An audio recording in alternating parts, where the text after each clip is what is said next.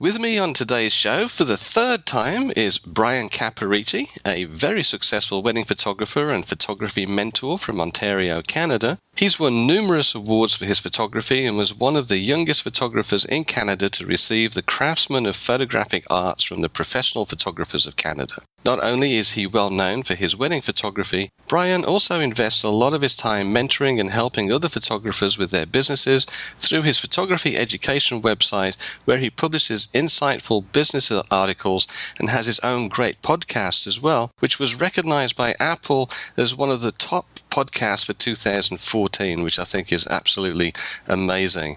So, hi Bryan, I'm really thrilled to have you here with us again today. This is getting to be quite the regular thing for us here. We should just make this a regular feature and I'll just come on once a month. I like that. Thanks for having me back on, Nigel. It's a pleasure to be back. Oh, it's always great to have you on here. So our topic for today is all about why some potential photography customers seem to be kind of price sensitive and how to get out of the trap of trying to compete on price. For the benefit of those who might not be all that familiar with who you are, can you give us a quick 60-second rundown of what it is that you do and all that kind of thing? Yeah, for sure. So as you mentioned, I'm a wedding and portrait photographer here in Niagara, and I have a huge love, and it's kind of an anomaly, and I'm sort of labeled a bit of a weirdo because I actually like business when it comes to photography. So I like the topics of pricing and marketing and branding and selling and those kinds of things that a lot of photographers usually stray away from because they get into photography because they like photography. Right. That being said, I love photography still, don't get me wrong, and I love photographing and I love running my business, but I like teaching photography and teaching business just as much. And so I have a huge passion there. And like you mentioned, that's what I teach. I teach the mechanics and the sort of how-to of running a successful and a sustainable business, because I believe there's too many photographers that don't make it in today's economy, and there's too much sort of turnover because there's a lack of business knowledge and a lack of business wisdom, really. Yeah. And so I've sort of made it my mantra and my goal to really get out there and share some wisdom, share some ideas, share some real actionable content for photographers on how they can run a successful business. And that's where we are today. People look at us like we're a little bit weird, don't they, when we say things like, hey, I love SEO and I love social media marketing and I love to figure out how to, get on that first page of Google or figure out a blog. And they look at you like, really? I just want to take photos. It's the difference between an artist and a business owner. And I think that's what you really have to kind of define what you want to be. Because if you want to be a business owner, if you want to make a living with your camera, if you want to be able to support your family and support a lifestyle and create a life that you can retire from and then have a pension and all these things, like you have to be able to run a business. And it's no different than running any other kind of business. And a lot of photographers are kind of blind to that when they get going because there's this promise of being able to make millions with your camera. And that's not the case.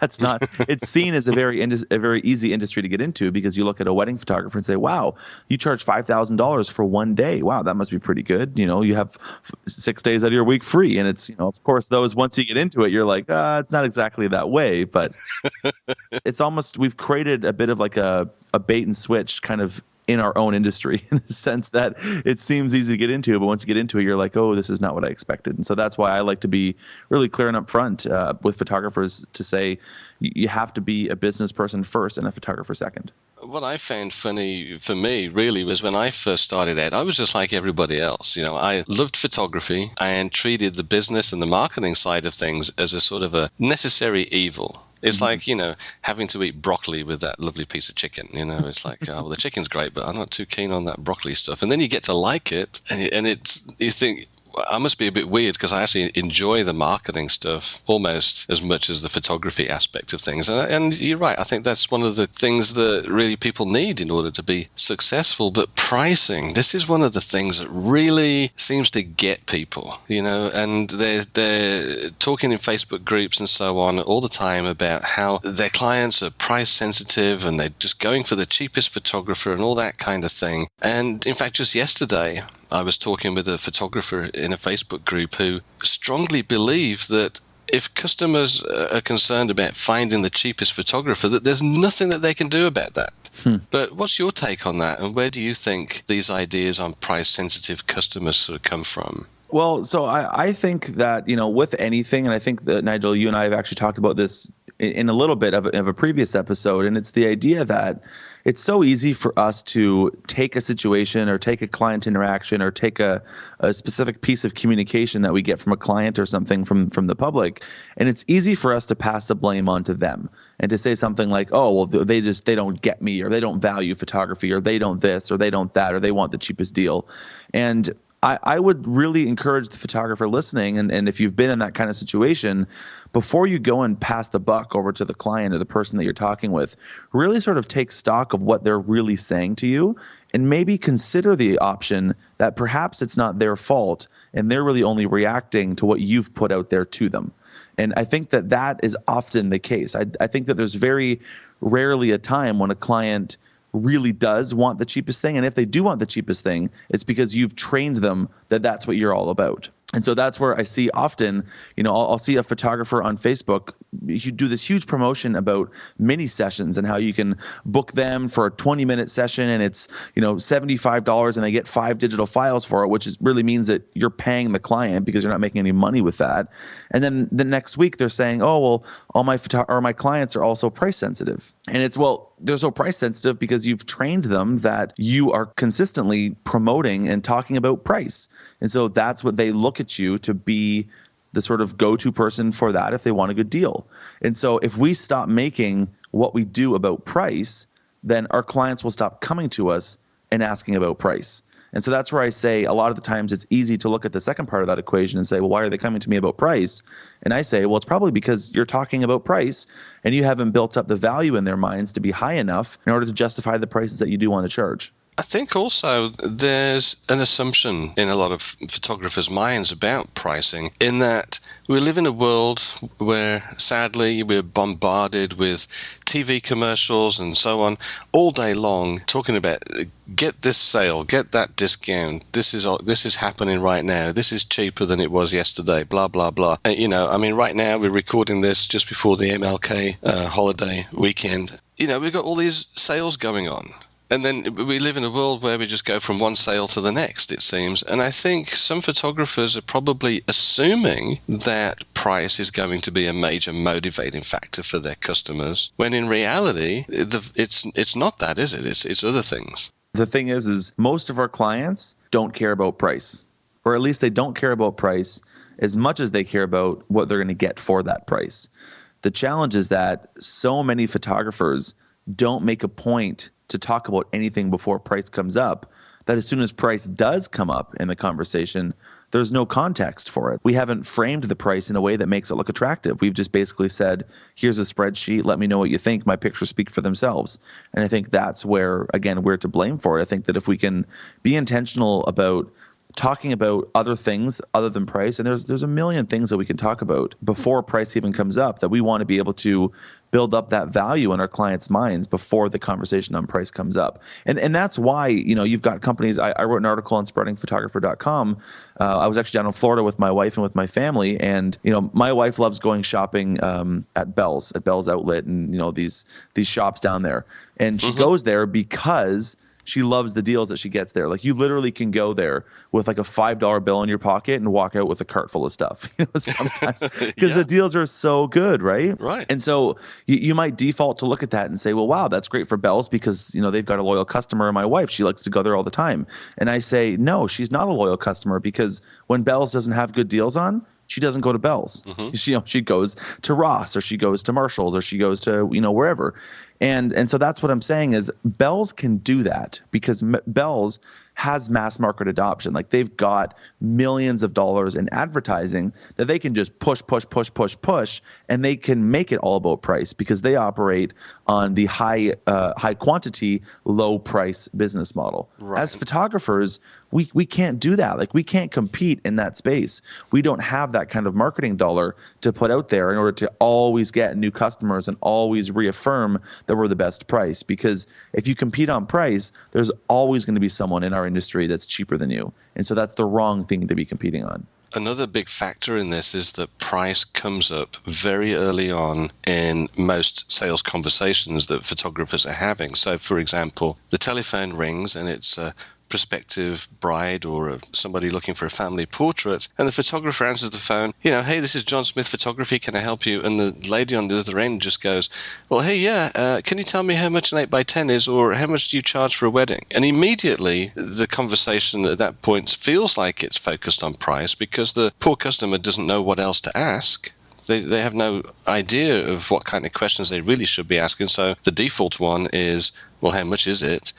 And I think that's where the biggest mistake starts right there, is the photographer falls right into that trap and starts to try to answer that question right away without saying, look, perhaps I can ask you some questions to find out what it is that you might be looking for or what might suit you best, and then we can talk about some of the options from there, and then take over the conversation by asking questions. And that's exactly it. It's like we get into our own heads, and we get like, we almost then, when that happens, when that client calls, if you're not ready for it, if you don't know that it's coming, we kind of just cycle this idea in our head where it's like, oh, great, here's another client calling, asking about price. I'm not going to land this one. They're going to try and, get me down in price. And we almost end up essentially unselling ourselves to them, because we kind of just want to throw away that session or that call, because we've just made up in our minds that they're calling about price. But the thing that I like to encourage photographers to think about the last big purchase that you made as a photographer. I use an example here because it happened to me not too long ago. We're here in the wintertime here in Canada, so it's cold and we've got lots of snow. And back about 2 months ago, I decided that I was going to put snow tires on for the first time. I'd never done it before, but everyone I talked to, they rave about snow tires. And so I said, okay, I want to put snow tires on my car so I can be safe this winter. So I called this place that I always go to for my tune-ups and everything. And I don't know the first thing about snow tires. That's the thing, right? I've never done it before. I've just heard that they're great. And so I called this shop and I said, hey, I want to get snow tires. Like, how much are they?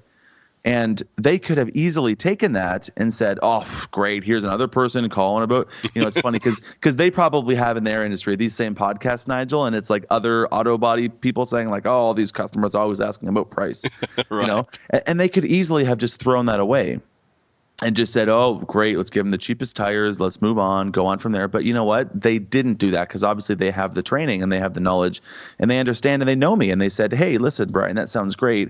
Tell me about what you're looking for. Like, how often are you driving? What kinds of roads are you driving on? Are you doing off-roading?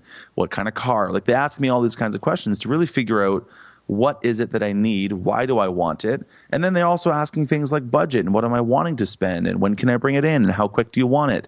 Do I want the rims? Do I not want the rims? Do I want them to store the tires for me in the off season? Like, they're asking me all these questions, and they brought it away from price and towards what I call a needs assessment. Like, they really started to ask what I really wanted and what I really needed. Yeah. And then could they bring up price? But if they had brought up price right from the get-go and said, great, Bryan, tires are $250 a tire, let us know when you want to come in, I would have treated that completely differently than how they did do it, which is when they educated me on it, walked me through the process, did a needs assessment, and then suggested something specific to my needs. That worked on me, and that works for most people, because people don't genuinely just want the cheapest thing. Mm-hmm. People want the right thing for them.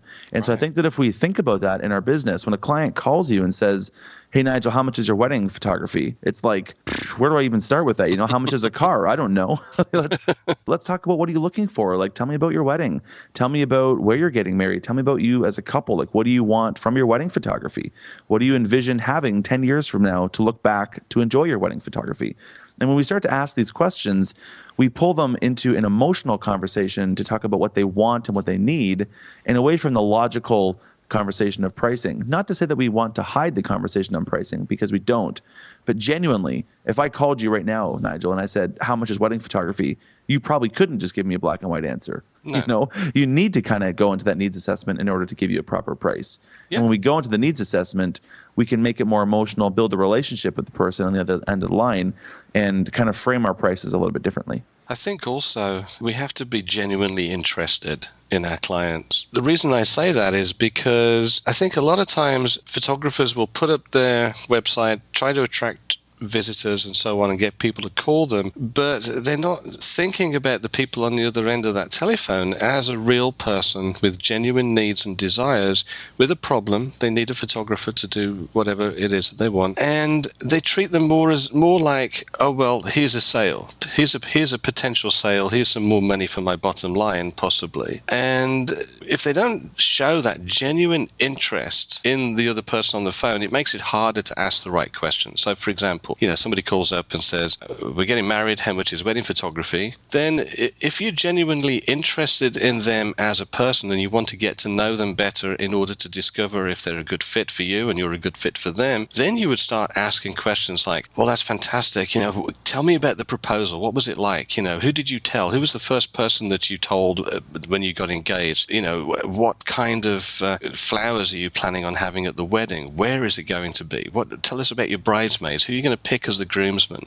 All these kind of questions that show that you're genuinely interested in them and not just trying to put them through some kind of an automated script sales process to get them to just write a check at the end of it. Right. So I agree wholeheartedly with you. And I think the key word there is genuine. I think that could be misconstrued very easily. You've got, if you go through and read, a Dale Carnegie book, for example, you read these communication basics and how to, quote unquote, win friends and influence people. And I think a lot of people can take that idea, take those concepts, take the idea that it should be genuine and use it as like a trick or a trap. And I really encourage photographers to not fall into that space because you're going to come across as disingenuine. We've all been furniture shopping where we go to the local furniture store and they're like, hey there, my name is Bob. How was your day today? And it's like, Bob, I just met you. I don't care. I want to look at some couches. Can you get out of my face? But they try to use these, communication tactics and these sales tactics to get at us, and it ends up turning us off. Absolutely. And so I think we do have to be aware of that. And I think, and maybe even specifically, Nigel, like to the example you just used, something that I sort of employ as a way of communicating is I actually won't get too deeply personal like you did there on the phone call. Like it's sort of like if it's the first touch point with the client, I'm not going to sort of ask them to tell me like where they're going for vacation next week kind of thing. Like I'm not going to go too deep in that personal conversation. I want to keep it because I'm still a stranger to them. So I want to keep it personal. I want to keep it genuine. I want to keep it on an emotional conversation, but not too deep where they're kind of like, this guy's kind of a creep. Like, why is he asking me these kinds of questions? Yeah. But when I get them in my studio and we're sitting there talking, we're having a cup of coffee together, that's when we can go a little bit deeper on things. And so it's like every sort of touch point, every time you talk with them, they're giving you permission to be more of a friend, to build a deeper relationship and to go deeper in that conversation. And so I think one of the biggest things that photographers do is they keep their communication to strictly email. And I think that's a big mistake. I think email, if we keep it in the wedding photography world, email should just be a means to get somebody on the phone. Absolutely. And to get somebody on the phone should just be a means to get somebody in person. And to get somebody in person should be the means to book them. We should never try and book someone over email. We should never try and book someone over the phone.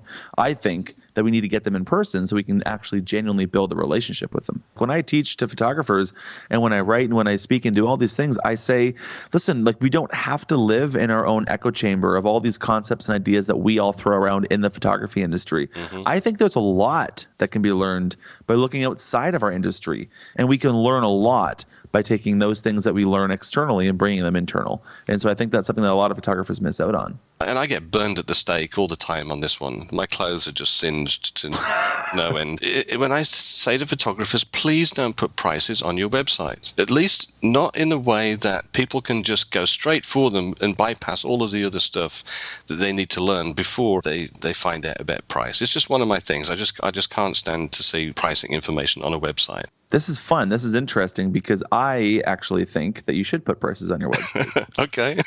And I'll explain sort of my point of view. But yeah, you know what? There's more than one way to skin a cat too, right? So there are other, considerations. But I'll tell you one thing as a consumer, when I'm looking to buy something, when I'm looking to, whatever, if I'm on a website and I'm wanting to maybe buy a product or there's a course I'm looking into or whatever, if they hide the price on me, that puts up red flags for me. Like I usually will go out of the website and click away if they're trying to hide price, because for me that says, A, what are you hiding? B, I don't want to have to engage you if the price of your thing is completely outside of my budget for this. So I don't want to waste my time, and I don't want to waste your time. So I'll click away. But at least I want to know an idea of where the price is.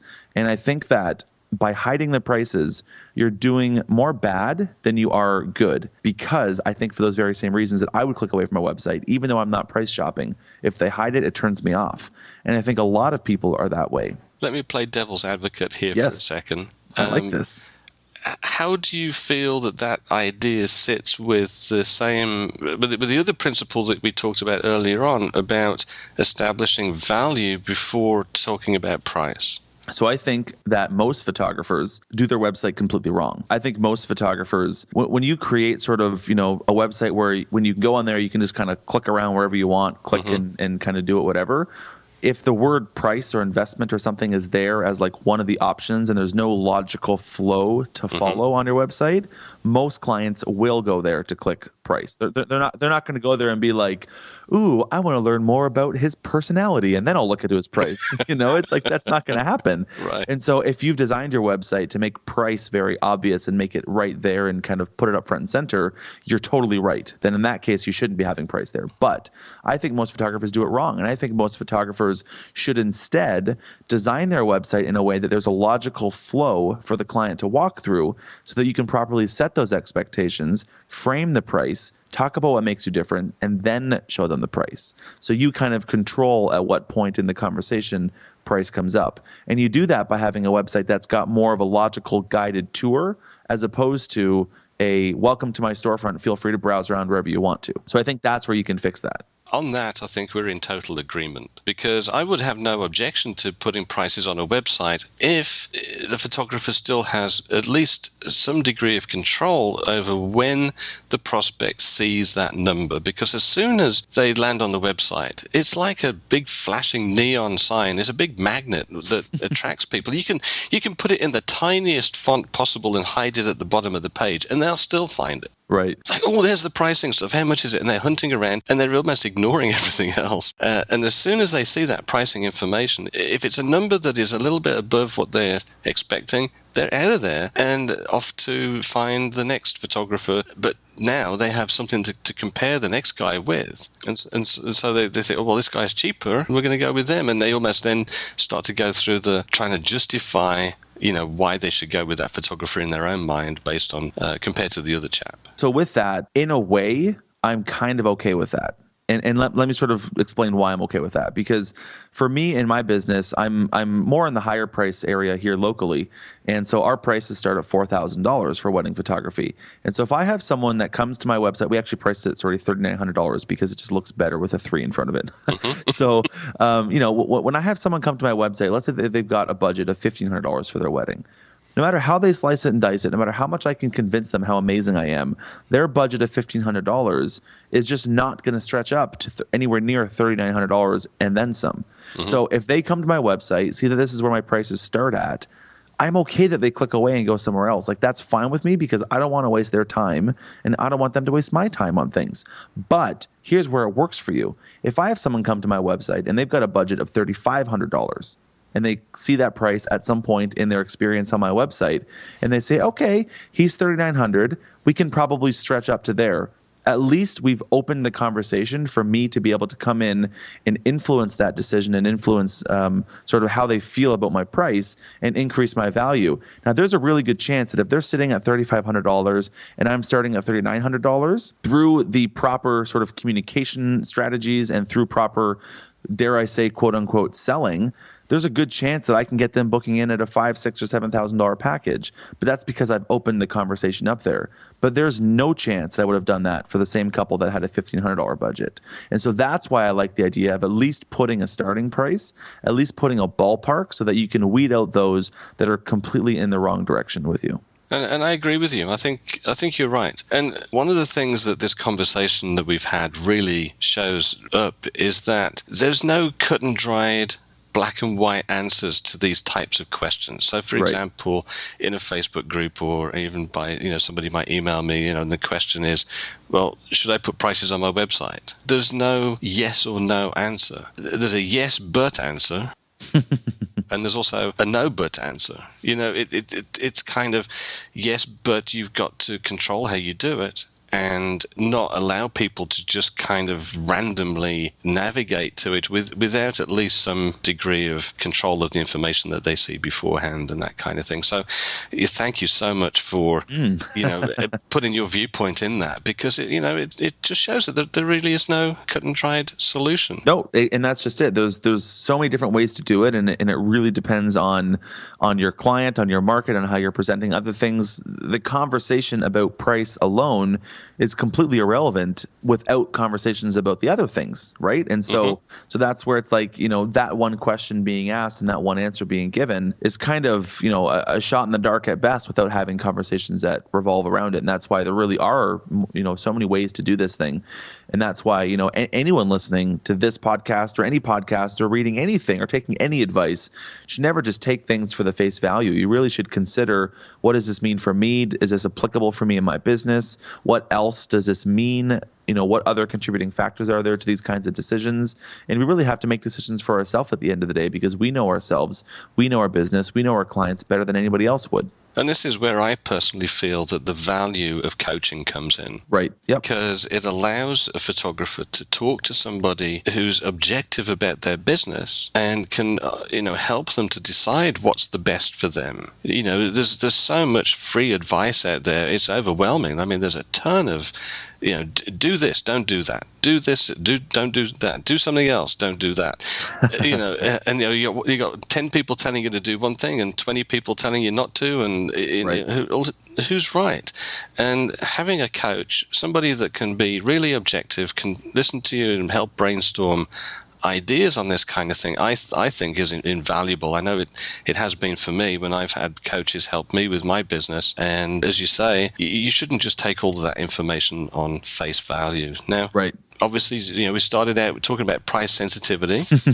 So let's go into some of the things that people can do to avoid falling into that awful bear trap of competing on price, which I think in your article you said that, you can't compete on price, period. That's it. You just can't do it. And I happen to agree with that. But I know you had 5 great tips on how people can avoid falling into that trap. So let's talk about those. Yep, great. So the way that I would like to frame this for the listeners to, I'll give 5 ideas, but there's really hundreds of ideas. And I'm going to sort of explain how you can come up with the ideas specifically for yourself. And I would frame it in saying that, let's say that you did want to compete on price. So let's say that you decided that it makes sense for you to be the cheapest photographer in your local area.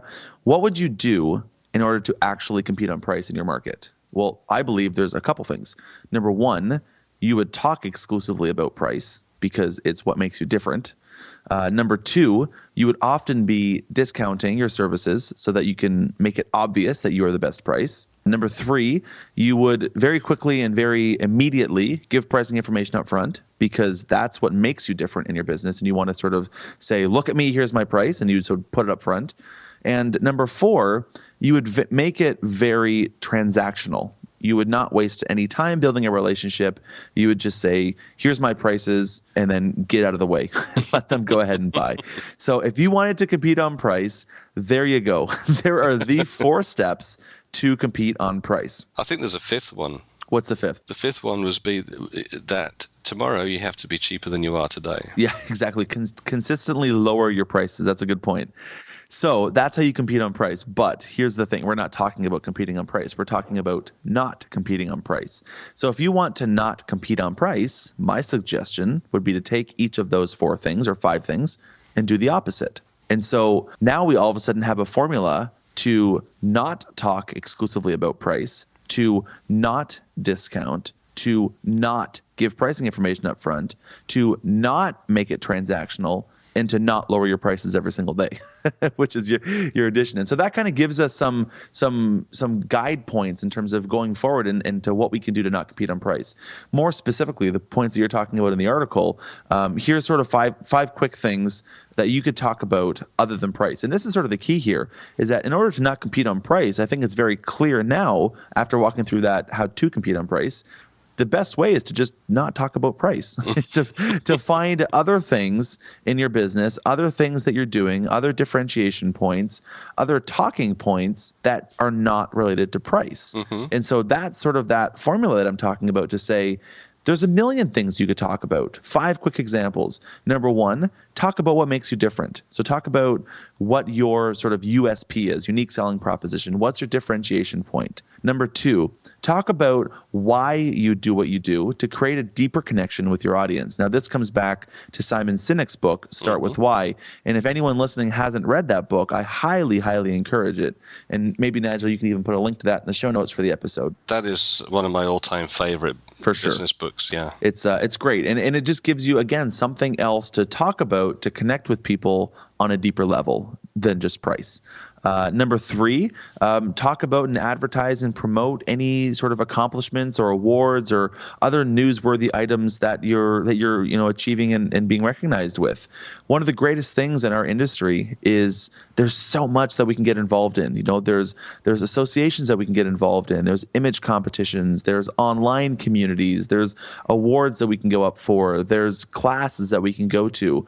Talk about those things. If you get accredited from an association, I'm talking about, PPOC, or if you win an image competition, or if you get a merit in WPPI awards, like whatever, like talk about it, because it gives you something else to talk about other than price.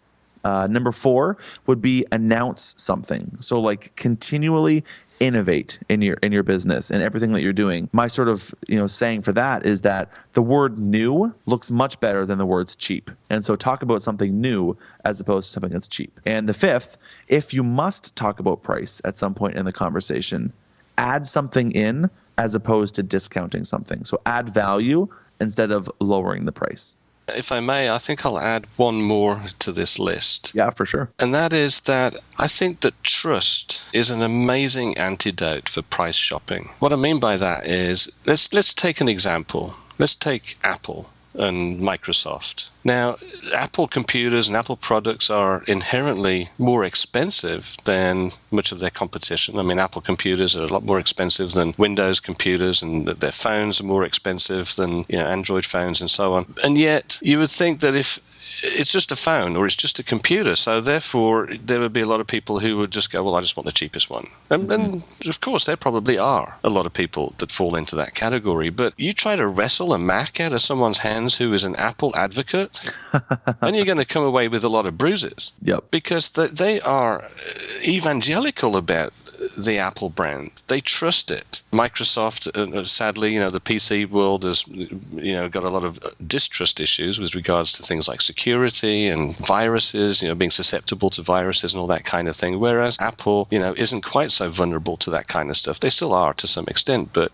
not in the same way. And that trust element that Apple had built up in their brand is kind of counteracts, if you like, the kind of desire for people to just go with the cheapest. And I think we can do the same thing by building relationships with our potential clients through prolonged contact, perhaps by email or through the articles that we write on blogs and so on and that kind of thing. We can build up a trust with them that will act as a sort of an antidote, if you like, for them just saying, well, I'm just looking for the cheapest person. Absolutely. I agree 100%. Well, this has been fantastic. I've really enjoyed our chat today. It's been great. And you know what? As we've been talking through here and we've been going through some of these points, I've seen lots of little doors that we could have gone through that would have opened up some really quite cavernous tunnels of exploration. Oh, sure. Yeah. Down. We could have gone a million different directions for sure. Just for example, saying, talk about what makes you different. There's a door there that we could go through that we could be here all for the rest of the day and beyond. This is the 3rd time that you and I have chatted on here, and I would certainly love to have you back again. Hey, it'd be a pleasure. Absolutely.